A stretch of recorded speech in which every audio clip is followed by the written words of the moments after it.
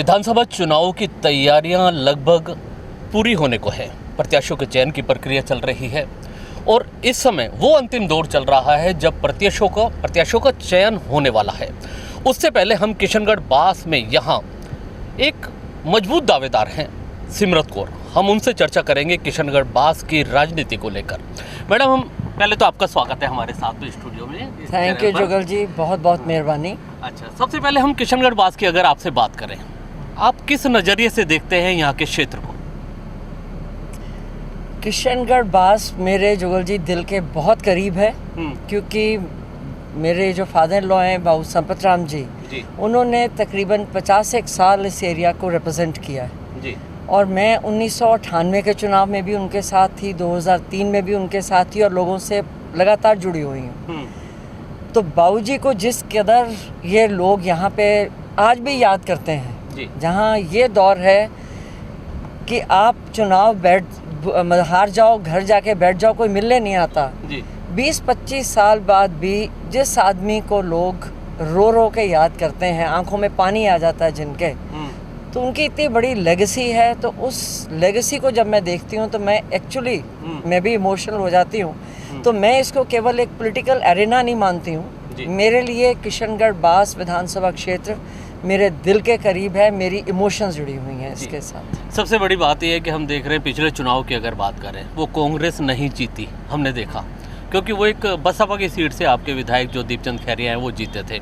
उससे पहले भी 2 बार यहाँ से कांग्रेस को हार का सामना करना पड़ा।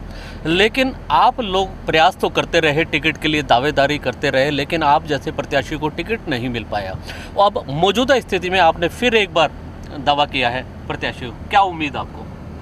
मेरे को जो उम्मीद है, पिछली बार अब किसी कारणवश पार्टी का कोई डिसीजन जो भी रहा होगा, किसी उनको लेना पड़ा, सो अनफॉर्चुनेटली हम ये सीट हारे और दीपचंद जी ये सीट बसपा के टिकट के ऊपर जीते।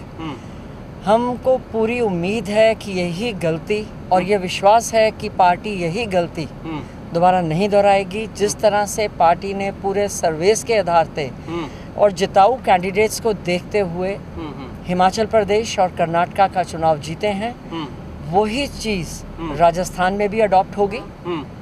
और मेरा विनेबिलिटी फैक्टर देखते हुए मेरे को टिकट ज़रूर मिलेगी। मेरे को इस चीज़ की पूरी उम्मीद है। देखिए सिमरत जी, आप मेरे ख्याल से सिख परिवार से आते हैं स्वयं तो आप? हाँ जी। और संपत राम जी का अपना एक बैकग्राउंड है और जाट परिवार, विभिन्न समुदाय आपके साथ जुड़े हुए हैं। आप लगभग पूरी तैयारी तो कर चुके हैं। मैं अभी आपके कार्यालय पे भी गया था, जिस तरीके से पूरी तैयारी के साथ, पूरे जोश के साथ, पूरी उम्मीद के साथ कि कांग्रेस आपको टिकट देगी।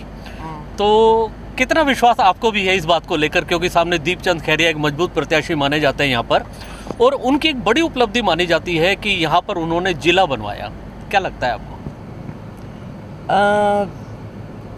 पहले तो जुगल जी, जो आपने हमारे कार्यालय में जो माहौल देखा जी, मेरे साथ तकरीबन आज की तारीख में जो सिटिंग सरपंच हैं, उनकी तो कोई अपनी मजबूरियां होंगी जो ओपनली अभी नहीं आ पा रहे हैं जी। पुराने जितने भी एक्स सरपंचेस, हारे हुए सरपंचेस, पंचेस, जो अपने एमपीएस हैं, प्रधान हैं, तकरीबन जाने माने आपको सभी चेहरे मेरी ऑफिस में मिले होंगे। मेरे साथ सभी समाजों का साथ है और ये भगवान का मैं वरदान ही मानती हूँ कि सभी मेरे साथ हैं।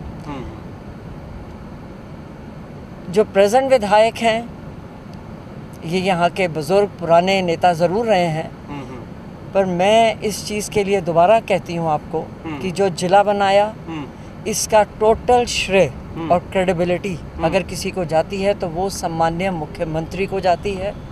इसके अलावा किसी को भी नहीं जाती है। ये किसी एक विधायक की डिमांड के ऊपर जिला बना हुआ नहीं है और कोई भी जिला किसी विधायक की डिमांड पे नहीं बना हुआ। ये कई जगह पे जहाँ पे बहुत टाइम से लोगों की डिमांड थी, 19 जिले बने हैं जो भी थे, उनमें से कई ऐसे हैं जो बीजेपी के भी थे जी, जो वहाँ भी जिले बने हैं। तो रामलू भाया जी एक बड़े एबल रिटायर्ड IAS ऑफिसर हैं। इन्होंने बहुत मेहनत करी और मुख्यमंत्री ने इसको खुद पर्सनली इसको सुपरवाइज करते हुए तो ये जिले बने हैं। तो इसका क्रेडिट लेना आई वुड से ये गलत बात। चलिए बस एक मैं आपसे ये जानना चाहता हूँ, क्योंकि आप विधायक की दावेदारी कर रहे हैं, तो विधायक एक बड़ी जिम्मेदारी हो जाती है क्षेत्र के लिए, क्षेत्र की जनता के लिए, खासकर विकास के लिए। किस नज़रिए से देखते हैं किशनगढ़ बास खैरतल की अगर बात करें तो आपको क्या लगता है कितना काम करने की आवश्यकता नज़र आती है इस क्षेत्र में?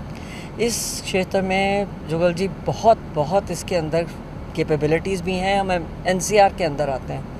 एनसीआर के लिए बहुत से गवर्नमेंट स्कीम्स के अलावा Asian development bank, world bank, इनकी कई स्कीम्स हैं। मेरे को अगर मौका मिला तो मैं अपने जो मेरे पर्सनल रसूख भी हैं, मेरे अपने पर्सनल कनेक्शंस भी हैं, मैं उनके ज़रिए यहाँ पे बहुत सारी स्कीम्स, और यहाँ पे जो स्कोप है, सबसे पहले यहाँ पे ये एरिया जो है ये पूरे देश में जाना जाता है प्याज के लिए, सरसों के लिए, उसमें अपार पॉसिबिलिटीज़ हैं। मैं इनको आगे बढ़ाना चाहूँगी ताकि यहाँ का जो प्याज का बीज है इसको हम कमर्शियली एक्सपोर्ट तक कर सकें।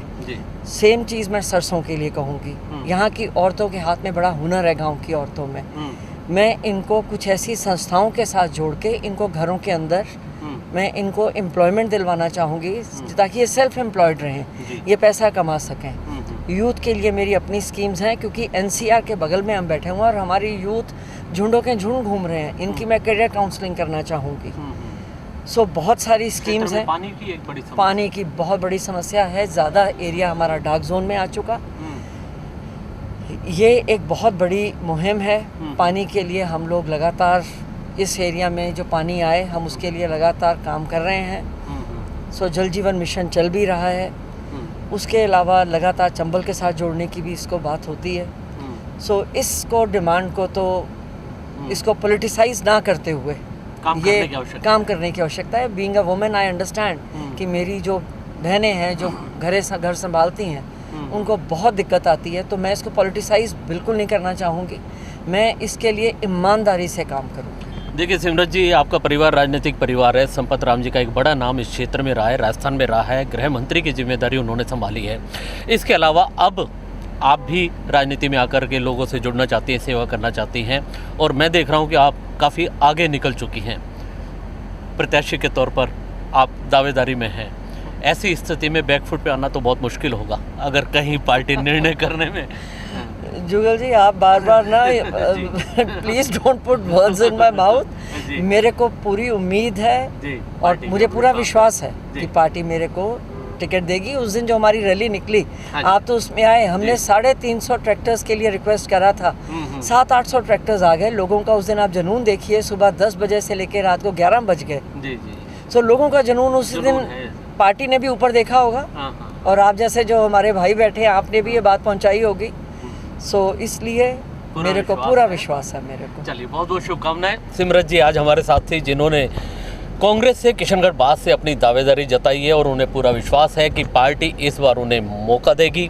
अब कुछ ही समय बचा है जो इस पर निर्णय होना है। देखना होगा आने वाले समय में किस तरीके के निर्णय होते हैं और सिमरत जी किस तरीके से आगे बढ़ती हैं। कैमरामैन अनिल के साथ जुगल गांधी, अलवर।